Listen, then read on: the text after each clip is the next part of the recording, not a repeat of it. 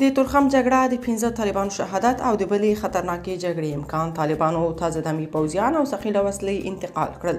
جزئیات هم دلته وګورئ او چینل سبسکرایب کړئ. دا د شمشاد غر، دا زیکویاک او دا پاکستان. اوس به د خیر سره وډزول. تورخم کې پاکستاني ځواکونو سره جګړه کې 4 طالبان شهیدان شوي دي. د افغان طالبانو پاکستاني پوځیانو ترمنځ په 2 ساعته نښته کې د سرچینو په حواله د 4 طالبانو په شهادت کېدو او 14 نورو ټپي کېدو ترڅنګ یو پاکستاني عسکر او د تورخم ښارګوټ یو کارکوونکی ټپیان شوي دي.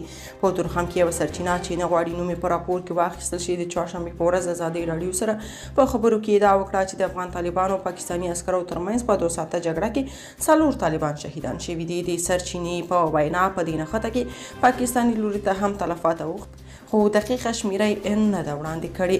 خپاره شوو ویډیوګانو کې لیدل کېږي چې تازه دمي پاکستاني پوځیان الوتکو کې تورخم ته رسېدلي دي.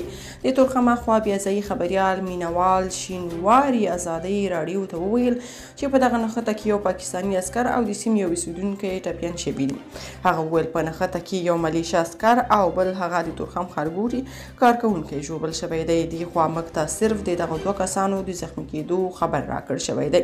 دغه ځایي خبریال وایي د تورخم دروازه یې تړلې او بیرته د پرانیستلو په اړه معلومات نشته.